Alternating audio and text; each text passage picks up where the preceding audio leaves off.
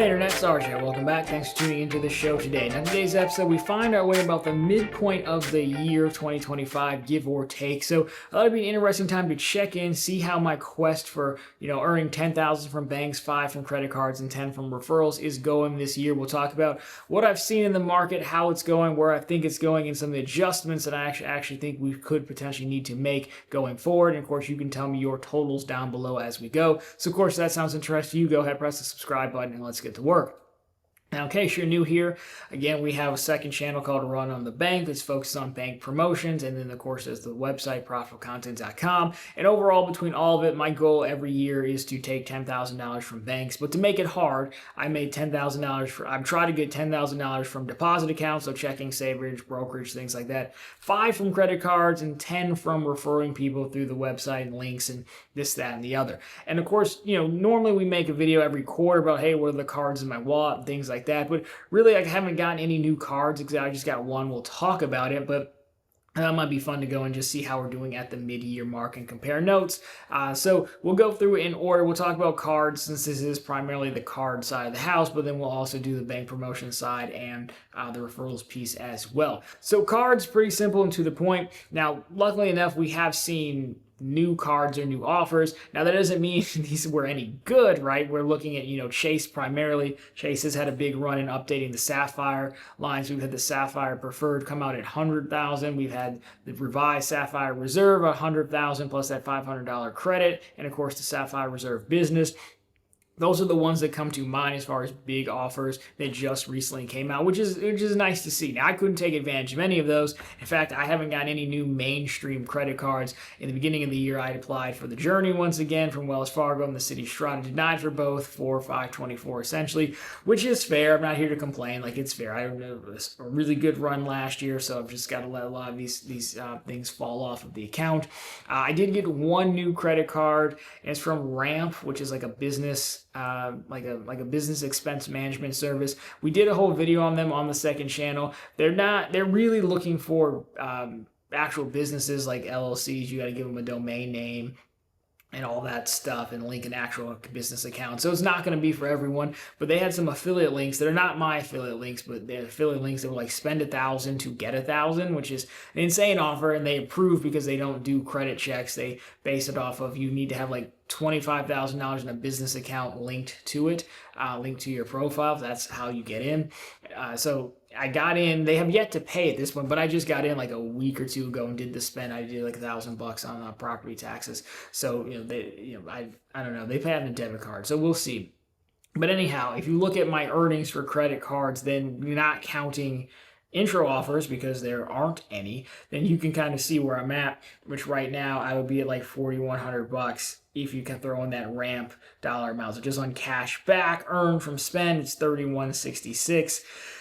No surprise there. Number 15, Smartly, is leading the charge with quite a few points at $178,000. I mean, again, just so you are aware, when you see like that much spend, it's spend that I have to do, but you're talking about like property taxes on like 3 houses. You're talking about homeowners insurance, car insurance, 3 houses, things like that. So it's stuff that I have to spend. Presumably, I'm getting that back from 2 of the 3 in rent, but I mean, it's never feels that way. But anyhow, I just, it's not just.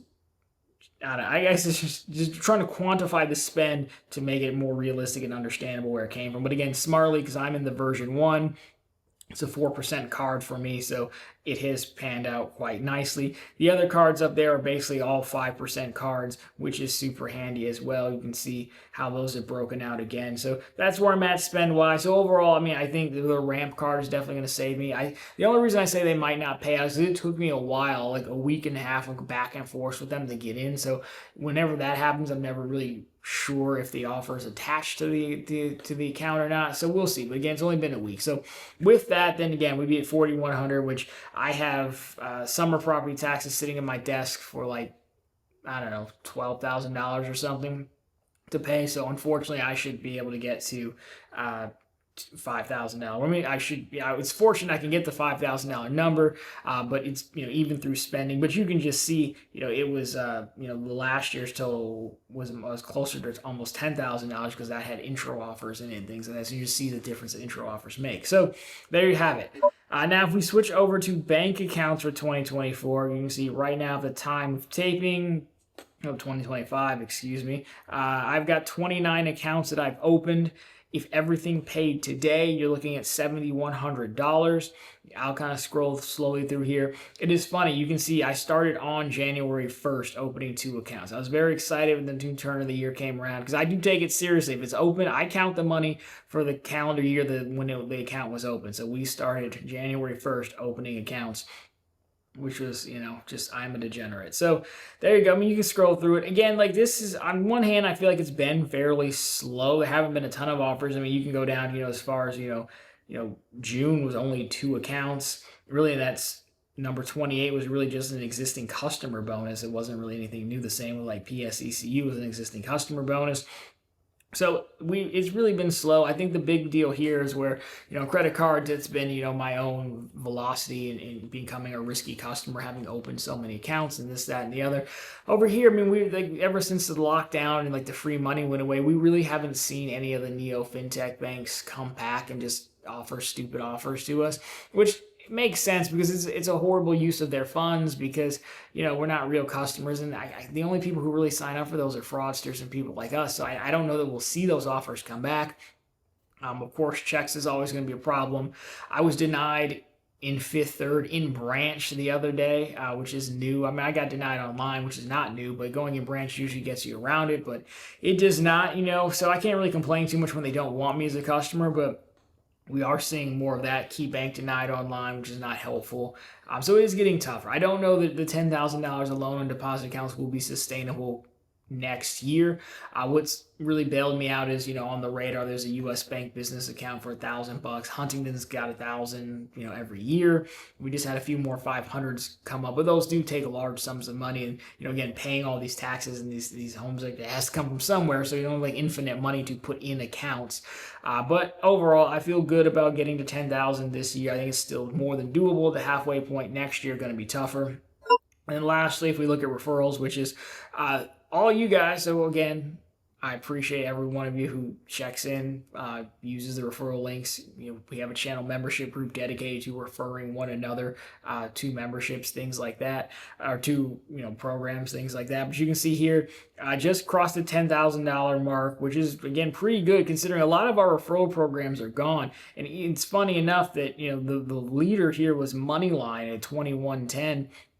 And that's really because, Moneyline years ago, their account, they had a fee. So a lot of people just kind of avoided it. It's only $50, $60 bonus, but they dropped the fee. And so as a result, I think a lot of people who skipped it in the past jumped on this time overall. But again, the thing about these bonuses, like some who have been like pretty consistent, like Chime's been very difficult this year. They haven't paid out. I know I've got 10, but they haven't paid them out. We've seen a lot of things. Affinity isn't really reliable anymore. PSECU outright says, "Hey, it's not. Don't post this on YouTube." So it's getting to my upgrade link. I can't even actually pull one down. So again, I can't really complain. But there are some just for conversations. I think like Sunward and First United Credit Union, like those. I know I've done a ton of referrals for both of those, but they haven't really paid me out everything I'm owed. I think First United was like $50 a person. I had to send the email to each person who wanted, so I know I got more than. They gave me $300, which would have been like what, 6 people? Like that's not. I did way more than that, but there's nothing really you can do come back and argue on because you're just supposed, even though it says refer everyone, there's no limit. You're still supposed to know the person. So I don't really have too much ground to stand on. I think the referral game is also going to get harder to get to 10,000. I know you can look at it in July, like we already made it. Like, yeah, but like, these programs are going away, and rightfully so. Like they're not really meant to do what we do with them. So there's that. So overall, at the halfway point, it looks like, knock on wood, we don't want to celebrate early, but it looks like we should hit the goals this year. It just has been a little bit different considering, there are no, as we said, there are no credit card intro offers. For me, I mean, they're still out there. Hopefully you're taking advantage.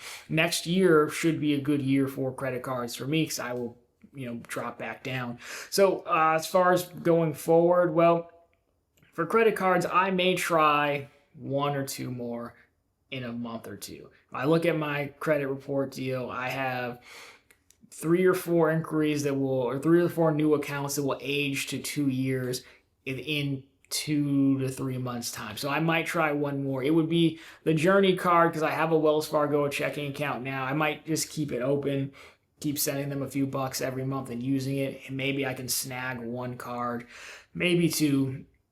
And then going forward, I think the decision is really, are you going to be focused on when you're like, back in the game again? Are you doing money grabs? Are you trying to like finalize the credit card setup? I think the answer is probably finalize the setup because I don't need that many more. I mean, obviously they're always going to make new cards, or hopefully they do. But you're really talking about a Journey to cover off travel. You're talking about a Cash Plus card, for utilities and gym, which really isn't even necessary. It's just gold plating. And after that, I don't really know. I would like to get another Bank of America customized cash, where they have that 6% offer going on, because I have been told by a Bank of America employee through comments that it does apply to preferred rewards. Plus, it would be nice to have a card dedicated to home improvement. Can I switch the card when I need it? Yes, but at this point in time, I have so many cards. I do like to just have dedicated cards, so I didn't have to switch about it. So switch them category. So dedicated home improvement would be nice. I don't really need another Discover card, but it is a good intro offer. And I do think even if you wanted, I don't think anytime soon we'll be able to go and do that Chase Inc. run again with their new pop-up jail thing and everything. So I think I would try to finalize the setup this go around, especially because I think none of us think Smartly's going to last forever, right? We think they're going to kill that. And so when they do kill it, I won't have as much 5% in place, so it's not that big of a hit. And then I just have to maybe get another Bank of America Unlimited Cash card at 2.6% to swap out for Smartly, something like that.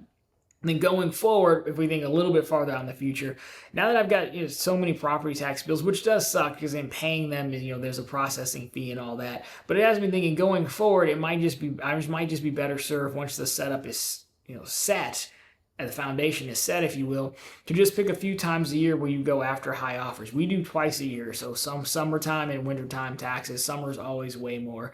But you've got that. You've got like homeowners insurance for me comes usually in between those. So I have a few, all that to say, plus you could throw income tax time in there too, I guess. So there's 2 or 3 times a year where I have large amounts of spend. And yes, as we said in the beginning, I'm supposed to be getting that back through rent. It just doesn't really work out that way considering just general maintenance. And it's just like living in your own house. So, but either way, it's still spend that I have to do, and then I am being offset through rent. Not my own. Like this summer tax year was like $5,300, I think. But anyways, I could just wait and try to line them up with large spends and just hit even if you got to pay the processing fee, whatever, and that would help the larger offers. Now, of course, we can't always control when the large offer is going to come across, but that could help going forward. But we have probably another year before I got to figure out what I want to do with that. Bank promotions is simple. Just keep shooting, honestly. I mean, that's the answer. I know people ask me about taking a year off, but I still think you can still get enough, right? I do think $5,000 minimum will always be doable in this game, because they need new customers, and there's a lot of banks that don't care about Check City, Hunting, they'll still do it. But again, as we've seen with Fifth Third, some are starting to care more. So that may not be the case, and then we could talk about taking a year off. But again, I think you could get $5,000 a year just from the blue chips that don't care. So just keep shooting over there. Referrals, the same thing. I just keep trying to make videos about them and get out there, and we keep referring one another. That's what the channel memberships are for. And again, I appreciate everyone who uses those links. The biggest thing in referrals that bothers me is not so much my own referrals, but it does make it harder because it just gives us less inventory for the channel members.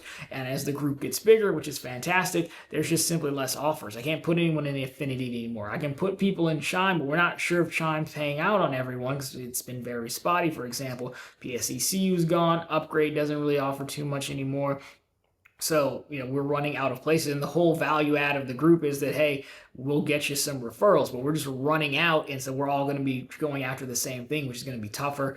So we'll have to rethink that somewhat. So that one does bother me over there, but there's not a whole lot we can do about it.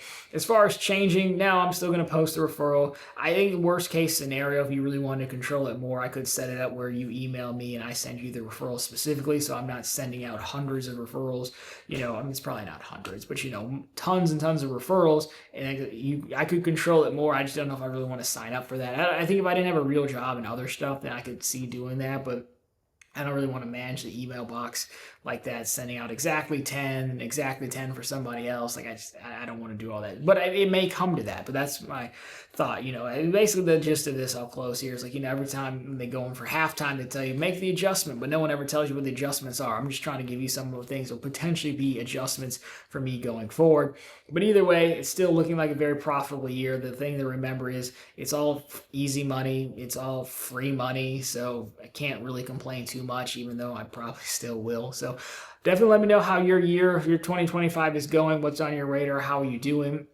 Strategies, implementation of it, adjustments, all that down below. Love to get it from you. But anyways, guys, that'll do it for this one. So of course, if you liked it, drop me a thumbs up down below. If you found it particularly interesting, consider subscribing to the channel. So we're posting content just like this every single week. Of course, we're right back every Sunday with all the news you can use in the week that was in credit and finance. And of course, if you want to get started, you need an extra tool in the game to become profitable this year, well, then check out profitablecontent.com, which is, of course, the blog. It's always linked down below for you. We have the news stories, we have the bank promotions, and we have the credit card offers. Everything you need to get started or take your game over the top.